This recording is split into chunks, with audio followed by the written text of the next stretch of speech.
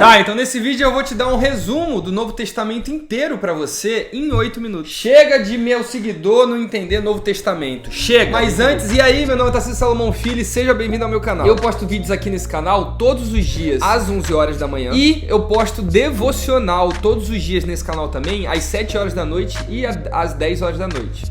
Eu comecei a postar devocionais nessa semana, então todos os dias a partir de hoje vão ter devocionais às 7 da manhã para você começar seu dia. Devocional é uma palavra de Deus para você começar o dia. E vai ter um devocional também para você assistir antes de dormir, 10 horas da noite. Uma palavra de Deus para te dar um bom sono, amém? Top, vambora, presta atenção no negócio. Não se esquece de se inscrever, tá? Vamos bater 100 mil seguidores logo nesse YouTube. Eu tenho certeza que a gente consegue. Novo Testamento é o conjunto de livros que surgiu depois que a maior revelação bíblica apareceu e pisou nessa terra, que é Jesus. Vocês precisam entender que Jesus não é só um filósofo ou um cara legal que falou coisas legais. Não, Jesus é o cumprimento de todas as profecias do Antigo Testamento. Tudo que Deus prometeu no Antigo Testamento está cumprido em Jesus. E não só o cumprimento, Jesus é a salvação do mundo. Quando Adão e Eva pecaram, Deus disse para Adão e Eva, no livro de Gênesis, que daria para eles um Messias, um Salvador, que iria pisar na cabeça da serpente e ia vencer de vez o pecado. E foi isso que Jesus fez. É por isso que existe essa divisão entre Antigo e Novo Testamento. Basicamente, Antigo e Novo significa antes de Jesus ser revelado e depois de Jesus ser revelado.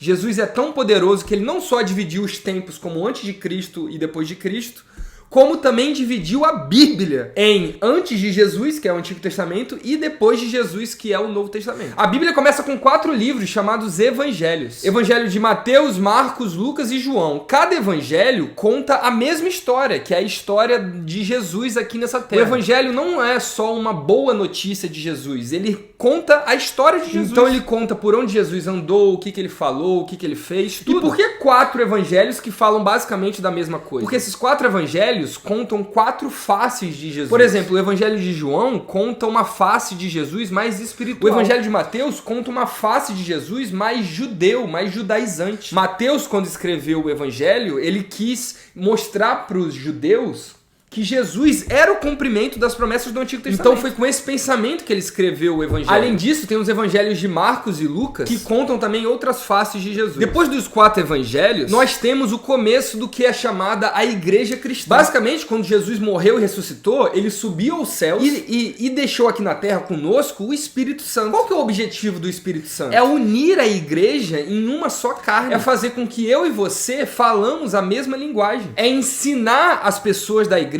sobre Jesus. Jesus disse que o Espírito Santo dá testemunho sobre ele. E é para isso que serve o Espírito Santo. Uma das coisas que o Espírito Santo faz conosco é nos revelar o quão pecador nós somos, é amolecer o nosso coração, é nos dar a revelação de Deus e também nos dar testemunho de Jesus. O próximo livro depois dos 4 evangelhos se chama Livro de Atos. E é exatamente isso que o livro de Atos é. São atos que os apóstolos, os seguidores de Jesus, fizeram depois que Jesus morreu e ressuscitou. Então o livro de Atos basicamente conta como a igreja cristã surgiu em diferentes cidades, como ela começou a ser perseguida, é doideira. Depois do livro de Atos, nós temos as epístolas. O que são epístolas? Basicamente, epístolas são cartas que os discípulos enviavam para as igrejas. Como assim? Eu explico. Os discípulos de Cristo são pessoas que tinham extrema autoridade. A maioria dos discípulos que escreveram a Bíblia, eles andaram com Jesus, andaram com carne e osso. Então eles tinham muito autoridade para falar sobre Jesus. E o que são essas cartas? Essas cartas são mais ou menos como se os discípulos de Jesus explicassem e avisassem para as igrejas cristãs que estavam se formando como que elas agora devem viver diante dessa nova revelação que é Jesus Cristo. Como, por exemplo, tem que ser os relacionamentos agora que Jesus morreu e ressuscitou por nós. Como que agora tem que ser a nossa relação com outras religiões agora que Jesus morreu e ressuscitou por nós. Como, por exemplo, que tem que ser a nossa relação com a lei de Moisés agora que Jesus morreu e ressuscitou por nós. As epístolas, as cartas de Paulo aos Romanos, as cartas de João, são explicações que os discípulos deram para as igrejas, explicando como que eles têm que viver agora que Jesus foi revelado. E também dando exortações e explicações importantes para as igrejas. igrejas. Por exemplo, existia naquele tempo, assim como hoje existe também, pessoas que pregavam heresias para as igrejas. Em várias epístolas, em várias cartas, os discípulos denunciam essas heresias e avisam as igrejas com o risco dessa doutrina errada de falsos profetas. Por exemplo, na carta de Judas, na epístola de Judas, Judas fala para a igreja tomar cuidado com as heresias que estavam sendo pregadas nas igrejas. Paulo também fala sobre essas heresias. Basicamente, essas epístolas são isso, entendeu? Na epístola, por exemplo, de Paulo aos Romanos, Paulo faz uma dissertação de como que a gente tem que viver agora que nos foi apresentada essa nova dispensação chamada graça. Será que temos que viver na lei de Moisés? Mas Jesus não cumpriu a lei? Como que vivemos agora que Cristo foi revelado? Como que agora tem que ser a vida do cristão? Nós ainda somos submetidos à lei de Moisés? Como que a gente vai viver? Isso a epístola de Romanos explica para nós. Então, basicamente, isso são as epístolas. São aplicações práticas e explicações necessárias que os apóstolos fizeram sobre Jesus. Agora que Jesus foi revelado por Deus, como viveremos? As epístolas explicam. O último livro do Novo Testamento se chama Livro de Apocalipse.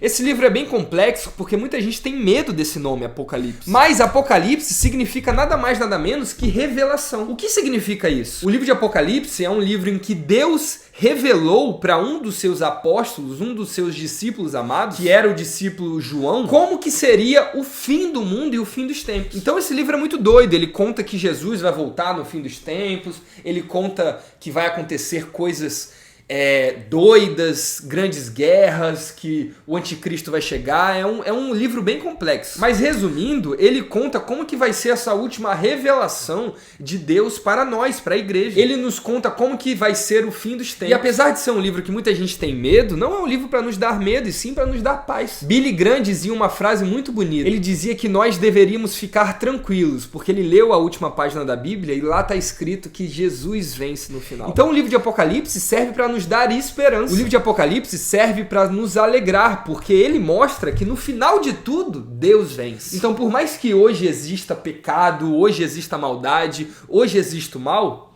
o livro de Apocalipse é um lembrete importante para a gente saber que no final da existência e no final dos tempos, Jesus irá vencer todos os inimigos e irá vencer o mal e o pecado. Esse foi o vídeo, obrigado por acompanhar até aqui. Não se esquece de se inscrever no canal e acompanhar esse YouTube. Que Deus abençoe a sua vida. Tchau.